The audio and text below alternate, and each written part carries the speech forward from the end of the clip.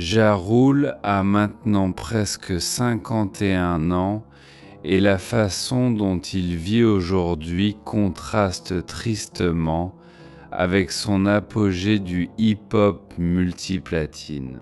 L'homme qui a autrefois vendu 30 millions de disques a passé les années à regarder sa célébrité s'estomper tandis que son rival 50 Cent s'élevait au statut de milliardaire. Continuez à regarder pour voir comment les difficultés financières et une récente explosion publique montrent qu'il est toujours coincé dans un cycle dont il ne peut s'échapper. La querelle qu'il a brisée. Ja Rule, l'homme qui avait autrefois 2 albums numéro 1 en 2 ans, signe maintenant des bouteilles de whisky dans des magasins d'alcool à travers le pays. L'homme qui se tenait autrefois aux côtés de Jennifer Lopez au sommet du classement Billboard signe maintenant sa propre marque depuis des tables pliantes.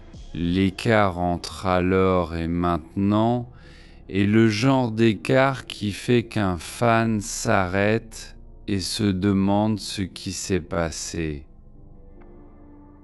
La réponse courte à cette question est un seul nom. Le nom est Curtis Jackson. Les 2 hommes sont issus de la même partie du Queens, à New York, et les premières fissures entre eux remontent à l'histoire d'un vol de chaîne. Les 2 hommes donnent des versions différentes de ce qui s'est passé. La version courte est qu'il y a eu un incident où 50 Cent a déclaré au fil des ans qu'un ami de Ja Rule l'a volé pour sa chaîne. Ja Rule a dit qu'il n'avait rien à voir avec cela. Quelle que soit la vérité de l'histoire de la chaîne, la tension entre eux était déjà dans l'air au moment où leur carrière décollait. Cette tension s'est intensifiée quelques mois plus tard. 50 Cent a parlé au fil des ans d'une attaque à la batte à l'intérieur d'un studio d'enregistrement. Il a lié cette attaque à des personnes liées au camp de Ja Rule. Ja Rule a alterné sur les détails au fil des ans, mais l'histoire s'est cristallisée dans l'histoire du hip-hop comme l'un des moments où la querelle est passée du froid au chaud. Après l'histoire de la batte est venu le coup de couteau en l'an 2050. Cent a été poignardé à l'intérieur d'un studio d'enregistrement à New York appelé Hit Factory. Il avait besoin de points de suture pour la blessure. L'homme qui a plaidé coupable à ce coup de couteau était un membre de Murder Inc., le label auquel Ja Rule était signé. C'était le moment où le reste du monde du rap a commencé à faire attention. Ce n'était pas juste 2 rappeurs qui parlaient sur des chansons. C'était 2 camps avec du sang dans l'air. Pour Ja Rule, c'était censé être son moment. Murder Inc. était en hausse. Il venait de sortir son premier album. Il était sur le point de sortir la série d'albums qui le mettrait au sommet des classements. La dernière chose dont il avait besoin était une guerre en arrière-plan. Mais la guerre avait déjà commencé et la guerre était sur le point de lui prendre tout ce qu'il avait construit. L'autre chose que Ja Rule n'a pas vu venir était qui 50 Cent allait devenir. Au moment du coup de couteau, 50 Cent était toujours un rappeur sans contrat majeur avec un label. Son propre label l'avait largué avant que son premier album ne sorte. Il était rejeté tandis que Ja Rule était au sommet du monde. Ja Rule a déclaré dans de nombreuses interviews au fil des ans qu'il pensait que la querelle était déjà terminée à ce moment-là. Il pensait que 50 Cent était fini. Il pensait qu'il n'y avait aucun moyen de revenir d'avoir été largué par un label et poignardé dans un studio. Il pensait pouvoir avancer vers son apogée et ne pas se retourner. Il avait tort. Tandis qu'il chevauchait la vague de Pain is Love et Always on Time. 50 Cent était dans un sous-sol de sa ville natale en sortant des mixtapes. Ces mixtapes se sont retrouvés entre les mains de deux des plus grands hommes du jeu du rap. Leurs noms étaient Eminem et Dr. Dre. En 2002, Eminem et Dr. Dre ont signé 50 Cent avec un accord conjoint avec Shady Records et Aftermath Entertainment. L'accord aurait une valeur d'environ 1 million de dollars. Avec cette signature, tout le jeu a changé. 50 Cent avait maintenant deux des plus grands noms du rap derrière lui. Il avait les ressources de l'un des plus grands labels du monde. Il avait un budget, il avait une plateforme et il avait une cible. Cette cible était Ja Rule. En février 2003, 50 Cent a sorti son premier album majeur. Il s'appelait Get Rich or Die Trying. Il s'est vendu à près de 900 000 exemplaires lors de sa première semaine. Ce nombre le mettait parmi les plus hautes ventes de première semaine pour un album de rap à cette époque. L'album était plein de tirs contre Ja Rule. Il en était de même pour les vidéoclips.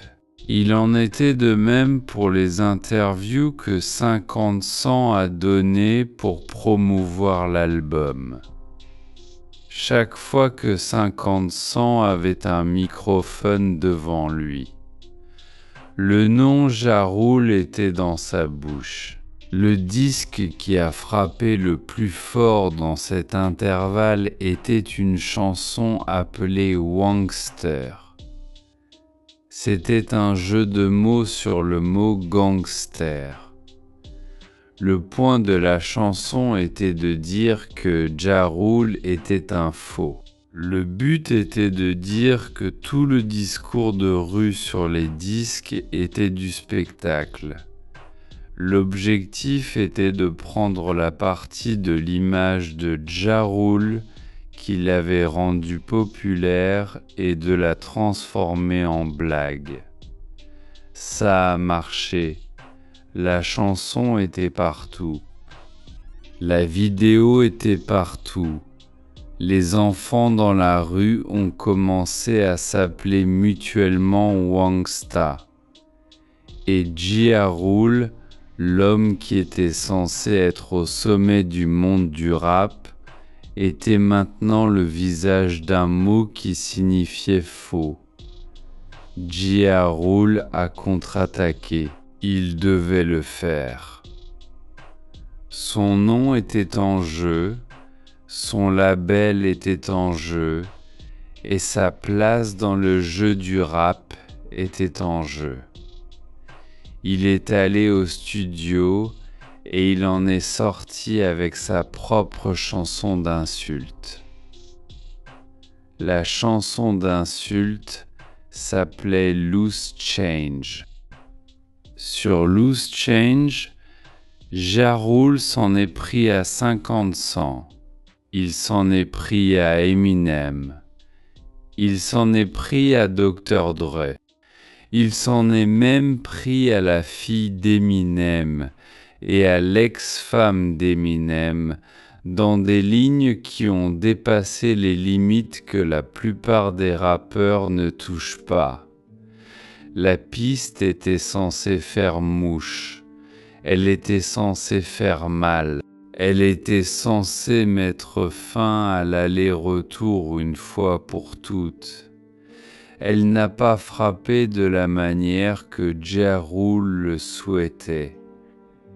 S'en prendre à la famille d'Eminem n'a pas du tout s'avéré être le coup que le public était prêt à soutenir. Eminem était à l'apogée de ses propres pouvoirs au cours de ces années. Les fans étaient de son côté, et les lignes sur sa fille ont fait que Ja Rule ressemble au méchant dans un combat qu'il perdait déjà. Eminem a riposté avec ses propres chansons d'insultes. Il en était de même pour 50 Cent. Il en était de même pour le reste des camps de Shady et Aftermath. Les répliques sont venues rapidement et bruyamment. Ja Rule était maintenant en combat avec 3 des plus grands noms du rap en même temps, et il était le seul à se battre de son côté. L'une des répliques qui a circulé sur Internet était une piste de 50 Cent appelée Back Down. La piste a pris tous les points faibles de l'image de Ja Rule et les a mis sur un beat. Au moment où la piste a arrêté de tourner à la radio, les dégâts étaient faits. Les dégâts n'étaient pas seulement les chansons. Les dégâts étaient la façon dont le public a commencé à voir Ja Rule. Les succès étaient toujours à la radio. Les albums se vendaient toujours, mais l'image s'était fissurée. Et une fois que l'image se fissure, le reste tend à suivre. Les chiffres racontent le reste de cette partie de l'histoire. La série de 2 albums triple platine de Ja Rule d'affilée s'est arrêtée. Son prochain album s'appelait The Last Temptation. Il a été sorti à la fin de 2002. Il est passé au platine, mais il n'a pas atteint le triple platine comme les 2 précédents. Puis est venu Blood in My Eye en 2003. Celui-ci était censé être une réponse complète aux chansons d'insultes. Il était plein de tirs de retour contre 50 Cent et le reste du Shady Camp. Il est devenu or, mais il n'a pas atteint le platine. La glissade avait commencé, puis est venu Rule en 2004. Celui-ci s'est vendu moins que celui qui l'a précédé. Chaque album se vendait moins que celui qui l'a précédé. La diffusion radio s'amenuisait. Les passages en discothèque s'amenuisaient. Les appels téléphoniques des labels s'amenuisaient aussi. Tandis que les ventes de Ja Rule baissaient, celles de 50 Cent montaient. Son premier album s'est vendu environ 12 millions d'exemplaires dans le monde. Il est revenu 2 ans plus tard avec un autre album appelé The Massacre. Celui-ci s'est vendu environ 11 millions d'exemplaires. Au moment où la poussière s'est posée sur ces 2 albums, 50 Cent était l'un des rappeurs les plus vendus au monde. Il a utilisé cet argent de la manière que Ja Rule n'a jamais eu la chance d'utiliser. Il a investi dans Vitamin Water par l'intermédiaire d'une entreprise appelée Glaco. Quand Coca-Cola a acheté Glasso en l'année 2007, 50 Cent a reçu un chèque qui aurait été supérieur à 100 millions de dollars. Ce seul accord valait plus que tous les albums que Ja Rule avait jamais vendus jusqu'à ce moment-là. Et ce n'était qu'un accord. 50 Cent a continué. Il est entré dans le cinéma. Il est entré à la télévision. Il est entré dans l'alcool. Il est entré dans les casques. Il a transformé l'argent du rap en argent des affaires.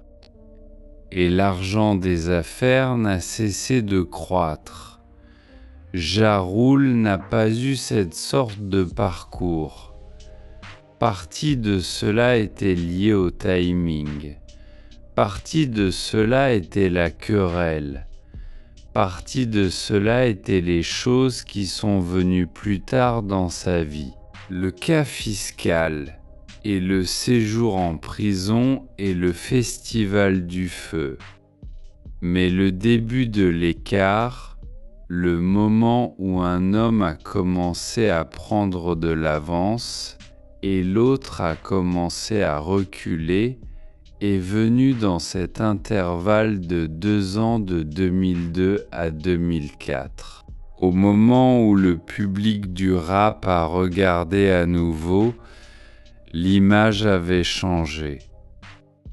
50 Cent était le nouveau visage du rap de rue.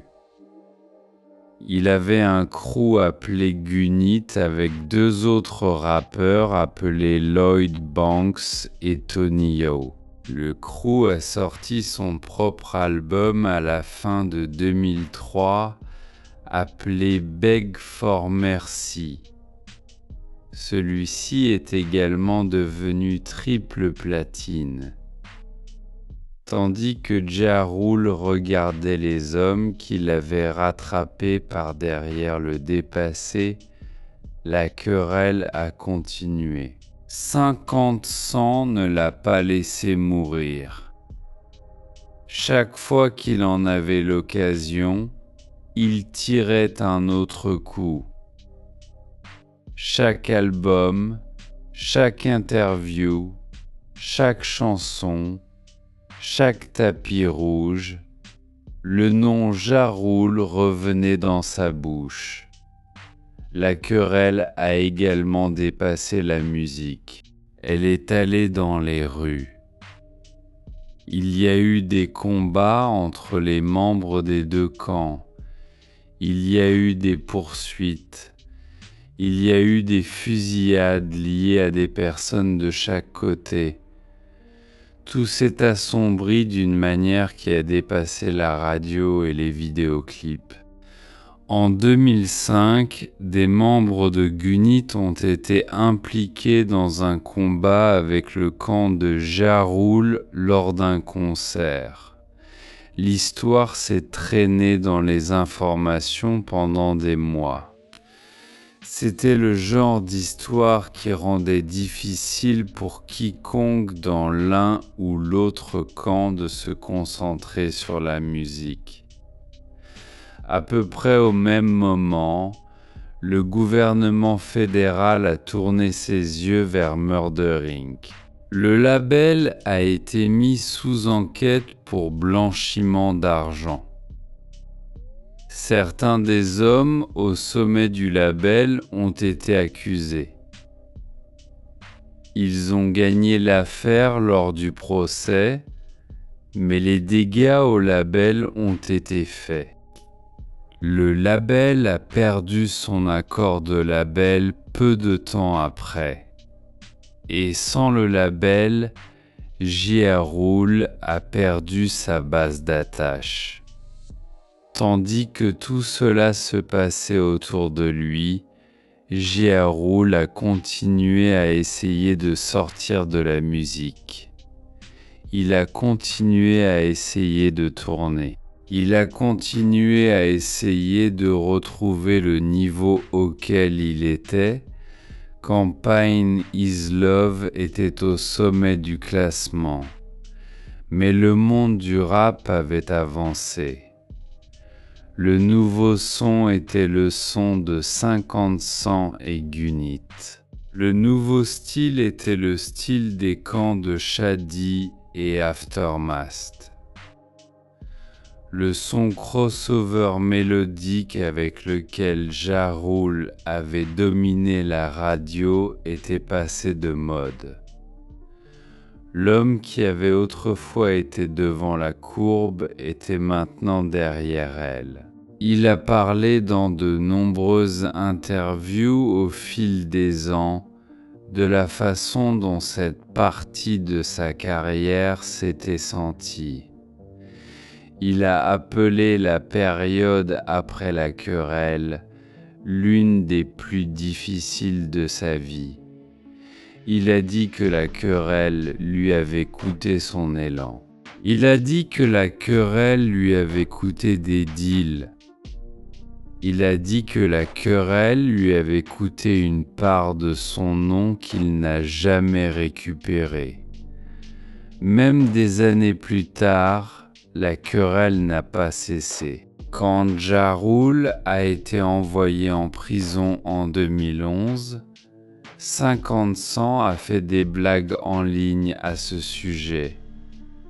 Quand Ja Rule est sorti de prison en 2013, 50-100 a continué les blagues. Chaque fois que Ja Rule revenait dans les nouvelles, 50-100 était là avec un mème ou une publication. Le Festival du Feu en 2017 était le plus grand cadeau que 50-100 aurait pu souhaiter.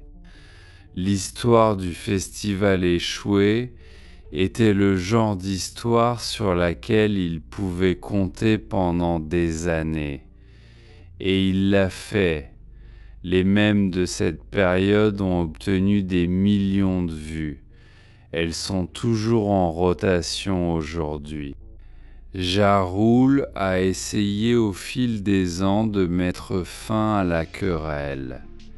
Il a parlé dans des interviews de son désir de continuer.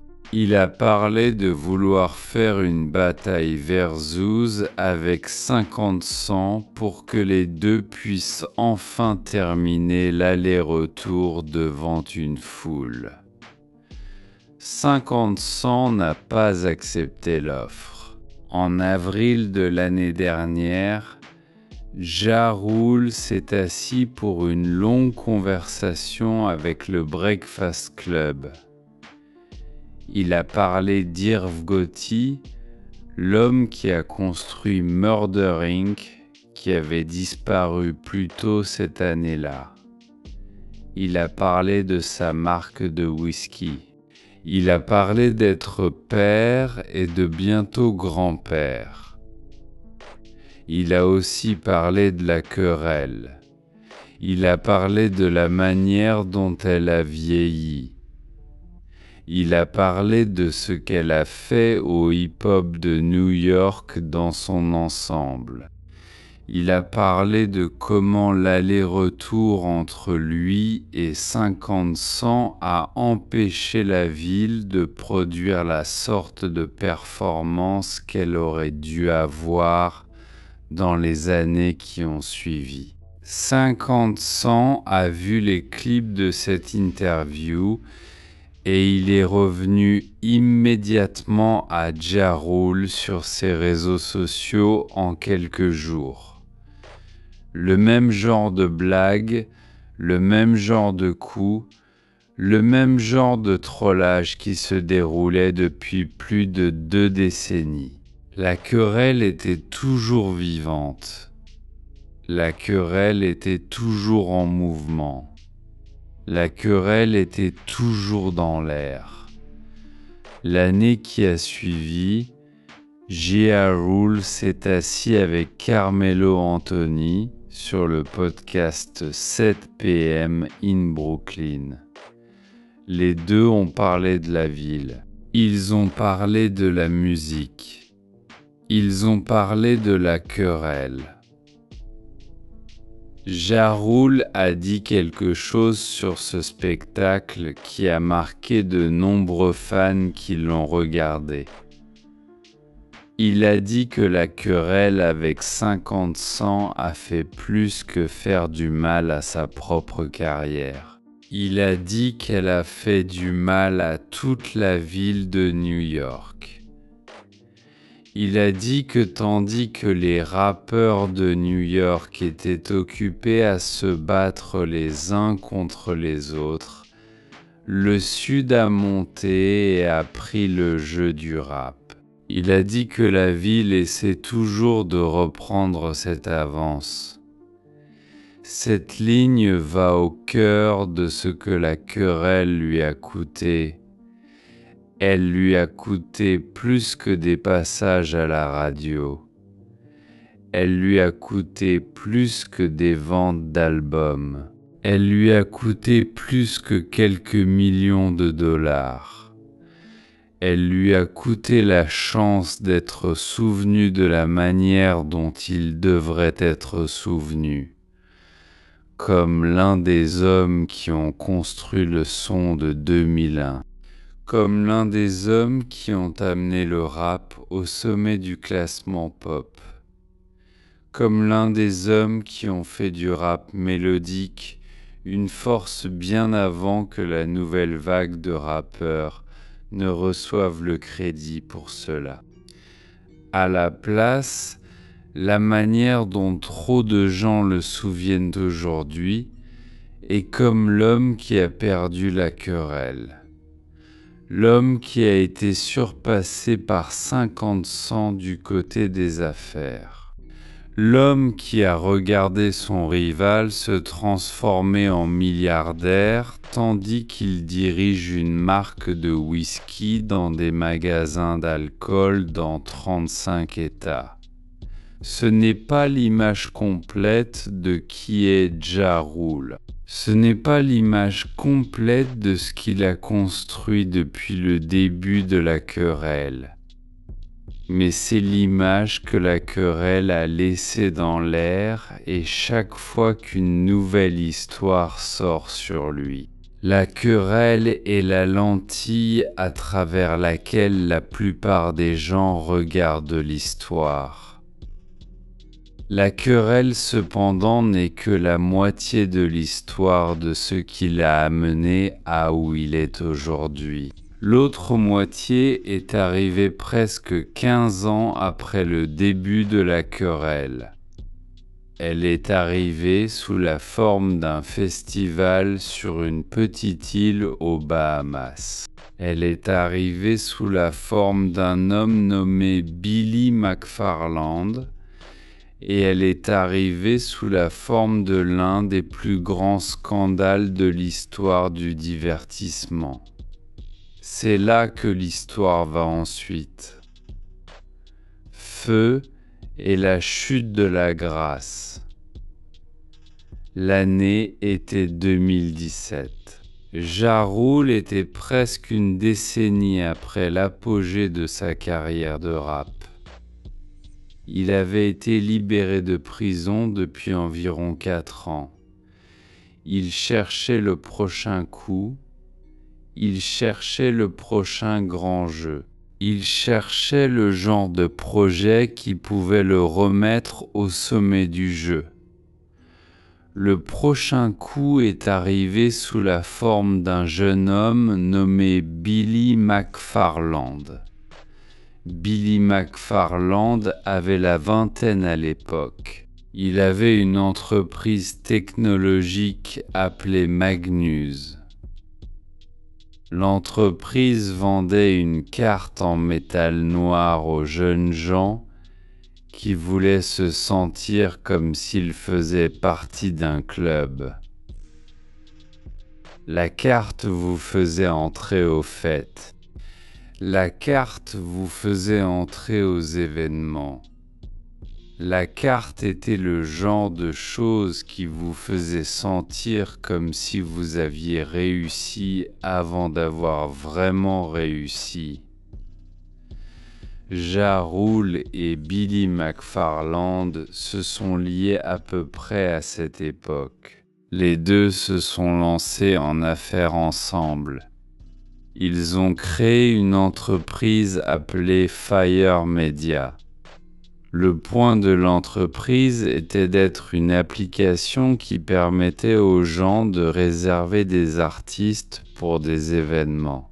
Vous pouviez aller sur l'application et vous pouviez réserver Ja Rule pour votre fête d'anniversaire si vous aviez l'argent pour le payer.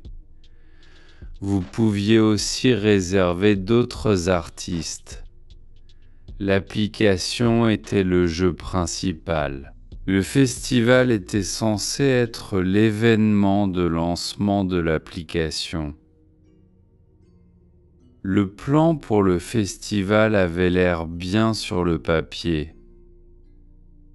Le plan était de mettre en place un festival de musique luxueux sur une île privée aux Bahamas. Le plan était d'avoir les plus grands noms de la musique qui se produisent. Le plan était d'avoir les plus grands noms de la modélisation qui se promènent sur l'île. Le plan était de facturer des milliers de dollars par billet. Le plan était de faire en sorte que tout se sente comme un voyage unique dans la vie pour les gens qui pouvaient se le permettre. Le marketing était la partie qui s'est décollée en premier. L'équipe a embauché certains des plus grands mannequins du monde. Ils les ont payés pour venir aux Bahamas pour un long week-end. Ils les ont fait courir sur la plage en bikinis. Ils les ont fait nager avec des cochons. Ils les ont fait faire du jet ski.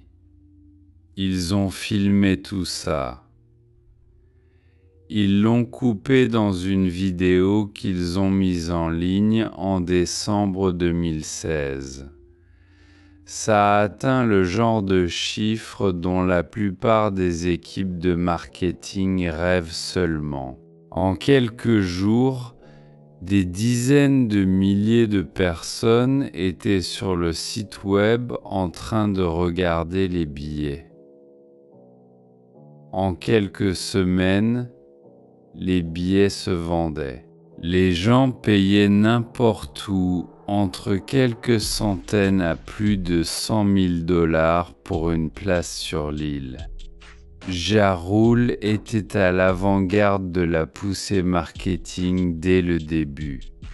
Il était celui avec le nom célèbre. Il était celui avec la grande plateforme.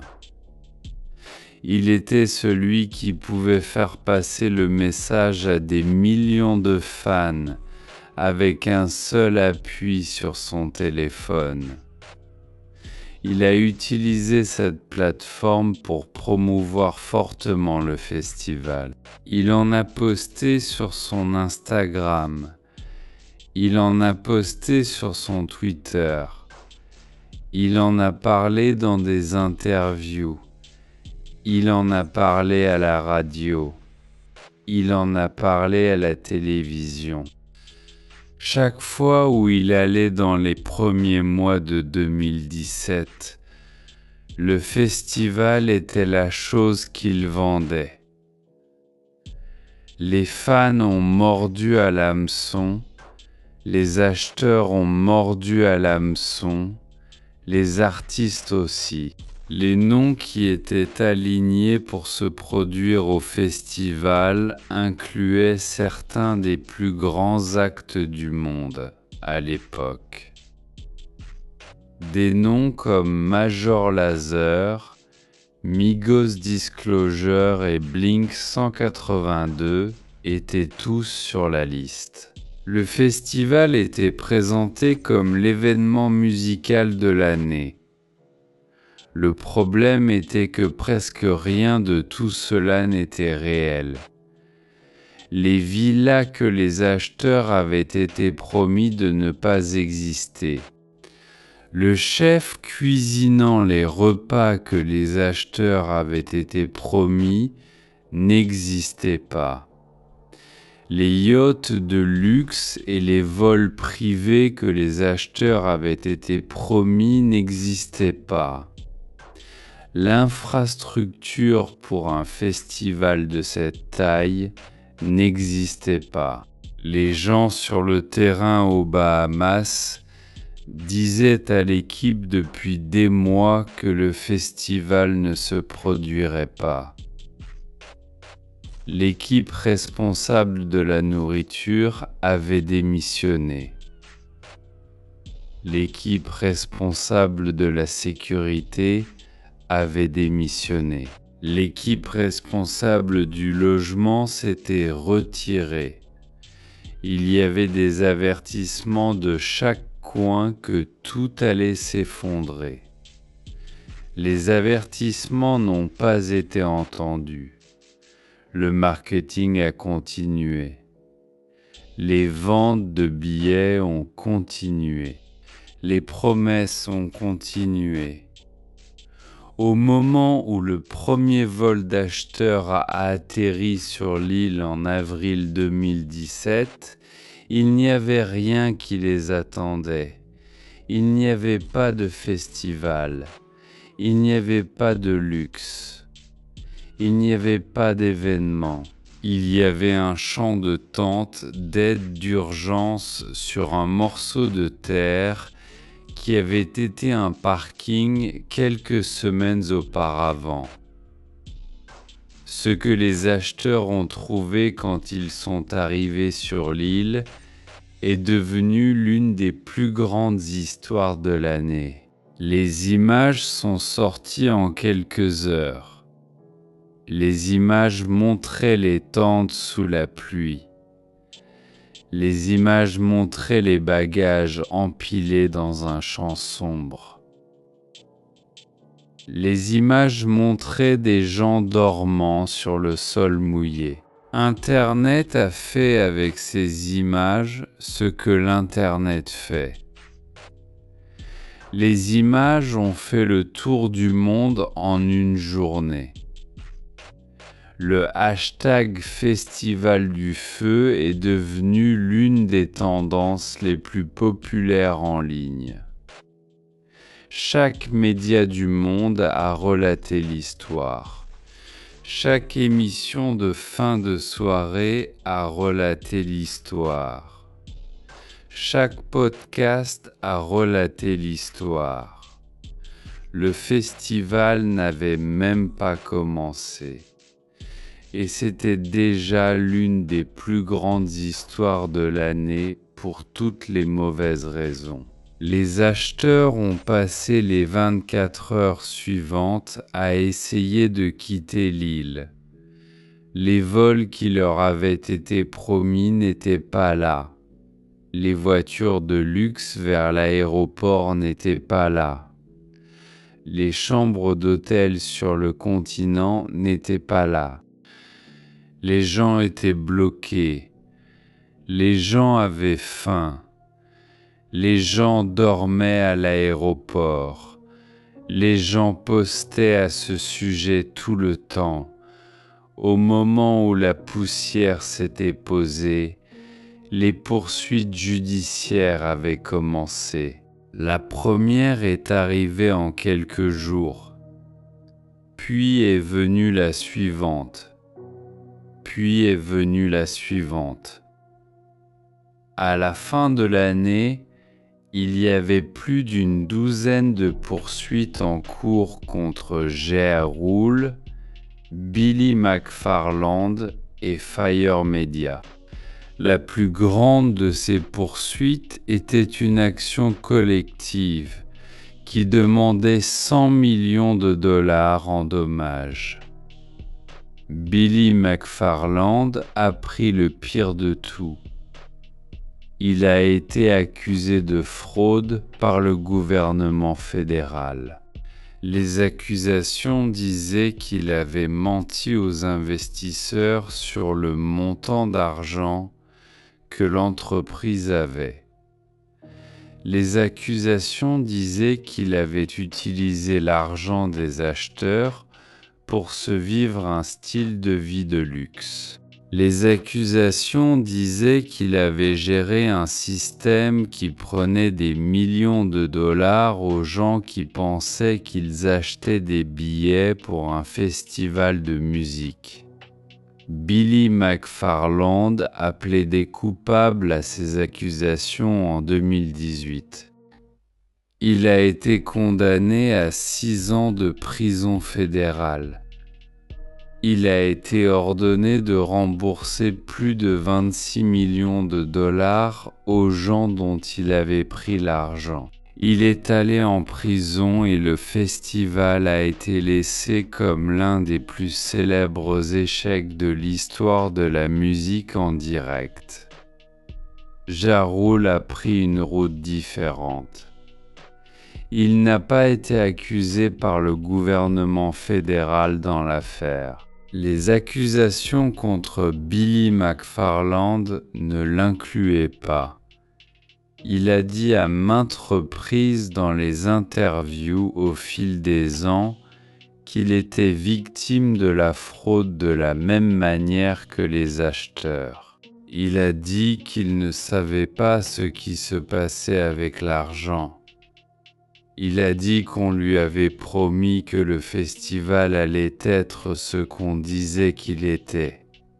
Les poursuites civiles étaient un combat différent. Il devait combattre celles-ci une par une. Il devait mettre son nom dans les documents judiciaires. Il devait mettre ses avocats contre les avocats des gens qui avaient acheté les billets. Le combat s'est traîné pendant des années. La plus grande victoire de son côté est venue en 2019.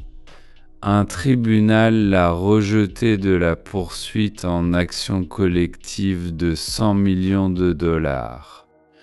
Le tribunal a décidé qu'il n'y avait pas assez de preuves que ces publications sur les réseaux sociaux avaient directement causé aux acheteurs de dépenser l'argent qu'ils avaient dépensé. Le tribunal a décidé que sa promotion n'était pas la même que la fraude à laquelle Billy McFarland avait plaidé coupable. Le tribunal l'a laissé partir. Le changement de vent juridique n'a pas beaucoup changé aux yeux du public. La décision du tribunal était quelques lignes et quelques histoires d'actualité. Les images des tentes de catastrophe étaient partout. Les images des sandwichs au fromage étaient partout. La vidéo des gens à l'aéroport était partout. L'histoire de l'échec était devenue plus grande que le cas juridique. L'histoire est devenue encore plus grande en janvier 2019.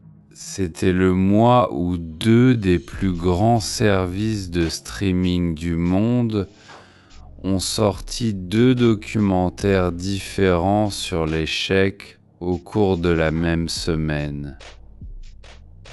Le premier a été mis en ligne par Netflix et s'appelait Fire. Le second a été mis en ligne par Hulu et s'appelait Fire Fraud. Les deux documentaires sont allés dans l'histoire en grand détail. Tous les deux ont montré des images de l'intérieur de la planification du festival. Tous les deux ont mis le visage de J.A. Rule sur l'écran à côté de celui de Billy McFarland. Tous les deux ont joué des clips de J.A. Rule postant pour promouvoir le festival.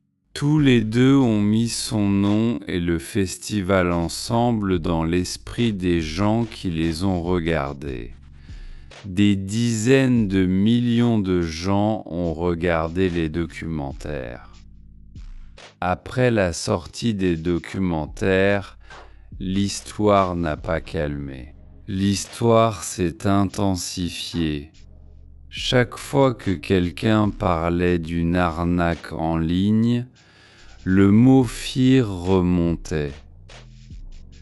Chaque fois qu'un événement de luxe s'est mal passé, le mot FIR remontait. Chaque fois qu'une célébrité était liée à une mauvaise affaire, le mot FIR remontait. L'homme qui a pris le plus de plaisir à garder l'histoire vivante était le même homme de la querelle dont nous venons de parler. 50 Cent a pris l'histoire du feu et l'a poursuivie pendant des années. Il a fait des mèmes, il a fait des publications, il a fait des blagues, il a pris les pires images du festival et a mis le visage de Ja Rule dessus de nouvelles manières tous les 2 semaines. Le trollage était devenu si lourd qu'il est devenu sa propre chose.